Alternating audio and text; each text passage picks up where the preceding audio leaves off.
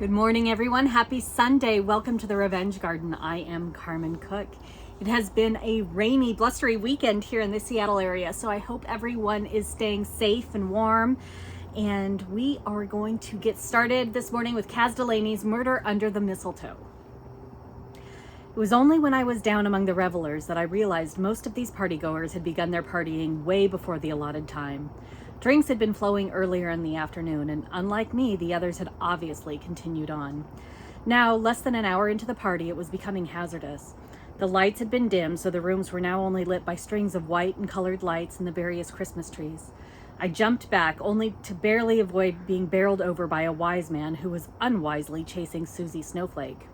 Definitely hazardous. A second later, the inevitable happened, and Frosty lay floundering like a beached whale, desperately trying to gain purchase, while others collapsed in laughter around him, or tried to pull him back onto 2 feet. Meanwhile, Susie Snowflake had allowed herself to be caught and was currently melting into the arms of the aforementioned wise man, who was definitely going to need the aid of a shining star to find his way back to his room later. And his wouldn't be the only headache that would need gentle care. Frankly, I was now feeling like the proverbial wet blanket, but as hard as I tried, I couldn't get in sync with these people, especially in their current conditions. Not being a big drinker didn't help, so I had no hope of catching up to them, even if I wanted to. Plus, I was missing Jonah more than ever, and my thoughts were constantly on him, wondering what he was doing and if he was okay. Maybe that's where my head was, because despite being quite alert, it still took a moment for me to realize that someone was trying to get my attention. Turning away from the noise, I leaned into a beautiful Christmas angel. Cindy. Rosie, I can't find Del. I haven't seen him all night. Maybe he's already gone up to bed. He was being very jolly Santa earlier, so maybe he's gone to sleep it off. She shook her head. He's not in his room, I checked. Have you seen him? My brain was jumping around, trying to recall when I'd last seen Santa, and desperately trying to identify Phil, because the image from the night before was still strong and clear. Had Del discovered that Cindy had been with Phil and gone after him?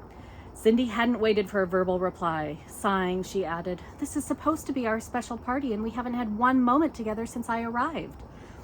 Pushing the image of her and Phil aside, I swallowed back what I was really thinking. Did you check the other rooms? Not all of them. I was hoping someone down here may have seen him. She glanced around the group, her frown deepening. But I guess they're all having too much fun. At that moment, Giles, dressed as the conductor from Polar Express, was passing with 2 drinks held aloft and out of harm's way. Touching his arm, gently, I definitely did not or want to wear those drinks. I snagged his attention. "I don't suppose you've seen Del." His eyes narrowed. "Santa? I think I saw him heading down to the library, but that was a while back." Thanking him, I looped my arm through Cindy's and began walking that direction. Even as we left the party area, the lighting was dim, and I wondered at the sense of that. Surely better lighting would be safer. However, I didn't think the poor illumination was the cause of Cindy's shaking, and that's all it took for my irritation with her to dissipate. "He'll be okay," I whispered. "He's probably just passed out somewhere, or maybe he's even gone to the bathroom." Her hold on my arm tightened. "You don't understand, Rosie. I'm so frightened." It wasn't the first time she'd uttered those words, and she really was, but why? What is there to be afraid of? You're surrounded by family and friends. "I can't. She was close to tears, and it was there that in her halting speech, the wobble of her voice. We'd reached the library, and I was glad it was empty, because it was obvious Cindy and I needed to have a talk. The vast room, too, was poorly lit. Perhaps it was to provide ambiance, because a welcoming fire burned in the huge stone hearth deeper in the room. I made out cozy armchairs pulled close to the warmth. It was very inviting, and possibly the perfect place for a heart-to-heart. Leading her forward, I headed for those chairs, and that's when we discovered the library wasn't empty at all. At first, I wasn't sure what I was seeing.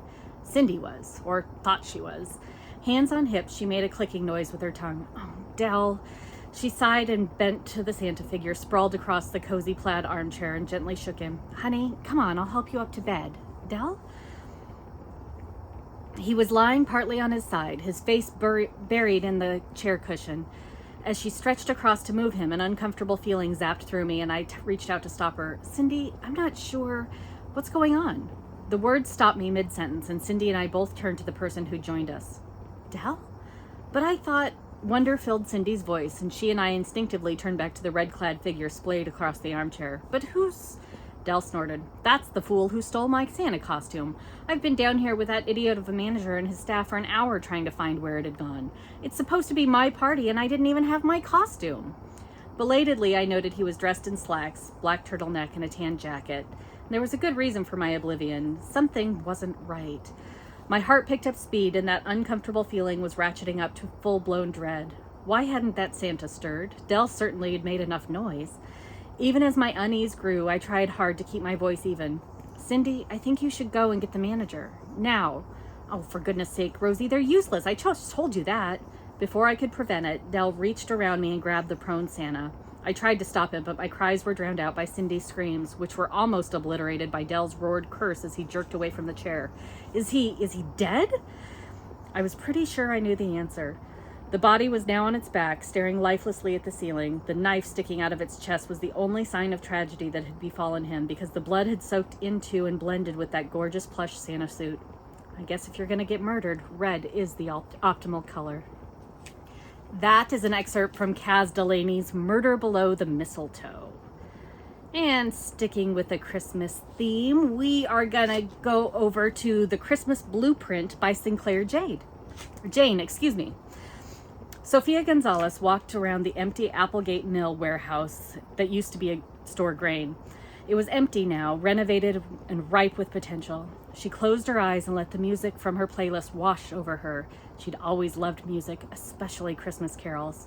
She began to sing and turned a full circle, hoping the beauty of the December storm and the possibilities of this large, empty, historic building would wash away the frustration and sour tastes of the encounter with her mother and the chief of police, Raoul. She knew she wouldn't be able to sleep if she went home. She was too keyed up. So she'd come to the mill. The place she'd stood outside the sagging chain-link fence as a kid and dreamed of all the possibilities the mill promised.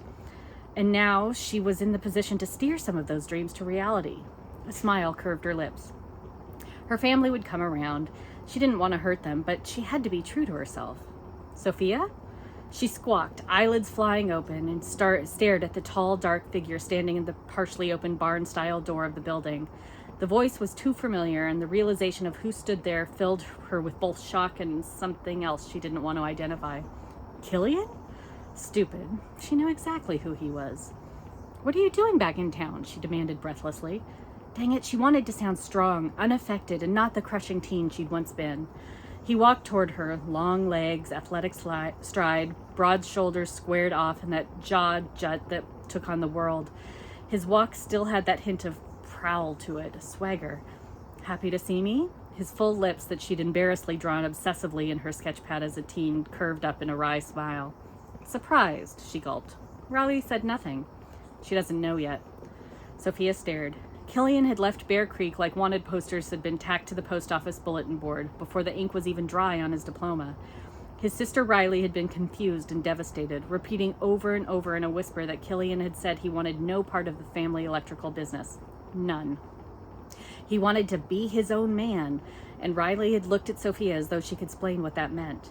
Sophia hadn't understood as the rising high school sophomore, but she sure did now. You're surprising her. Her heart fluttered in her chest like a bird fighting an updraft. And apparently you. He was leaner, his features more hewn, his green eyes dark and mysterious in the glow of the Christmas lights she and Riley had strung up inside the building. He walked closer, his eyes taking all of her in, and Sophia felt exposed. It's been a hot minute, Soph. How you holding up? She felt like he'd sloshed her with water. Like everyone else, he saw her as the victim of grief and circumstances, someone to worry about because her fiancé had passed. Never better. She winced. That sounded cold and a lie, although in some ways it was true. Killian, it's good to see you. Another partial truth because she couldn't breathe properly anymore. Last time she'd seen him was at her fiancé's funeral. She'd hugged him and hadn't been able to let go until he'd disentangled her arms from around his neck, and her brother had held her up while she'd shaken and had finally burst into tears. What are you doing in Bear Creek? He still hadn't told her. The Christmas season officially started after Thanksgiving this week. Surely he couldn't take a month off work. Riley was his only family currently calling Bear Creek home. She caught her breath. Is everything okay? She took a step towards him, her hand out. He stepped back. Embarrassment pierced her. He'd never liked her. He'd always kept his distance when she'd tried to engage him in conversation and flirt a little in high school. And after his friend Enrique had left the service to return home and they'd become a couple, Killian had barely looked at her during his rare and speedy visits home. It's good, he said shortly, relatively speaking. He finally looked away instead of focusing on the and instead focused on the thick beams and trestles holding up the timbered roof of the 3-story building's open floor plan. He turned in a circle like she had done, his gaze intent. His expression was similar to how he'd looked when he'd been doing that advanced calculus homework as a junior, and she and Riley, 8th graders with big attitudes and little else to show for themselves, had been running wild in and out of the house, likely making it impossible for him to concentrate. This is a massive space. Takes open floor plan to a whole new level, he mused. The building's in much better shape than I'd expected. Saying she hired a cleanup crew for the entire site, she said, and a structural engineer. This building's passed inspection. It was in the best shape of the entire complex, likely because it was built to store all that grain, so it was built strong and tight. He nodded and took a few pictures with his phone. That was odd. Repaired roof, she continued, seismically retrofitted to code, all new windows, everything pressure washed. Some other outside repairs are ongoing. It was just waiting for a plan. Hers. It's big. Empty. Why did he keep saying that? As an architect, shouldn't the place inspire him? All Sophia saw was opportunity. They stood in silence, each absorbing the space, and the music switched over to Oh Holy Night, her favorite. Bit early for Christmas carols, he noted. I've always loved the classic carols. First day after Thanksgiving, that's all that's playing in my shop. You were always singing as a kid. You had a beautiful voice. He broke off. Really? Killian remembered that she liked to sing? He liked her voice? Slow your roll. You aren't in middle school anymore. It was hard to know where to look because she craved to stare at him. Anyway, I'm back, he said, stating the obvious. Ta-da!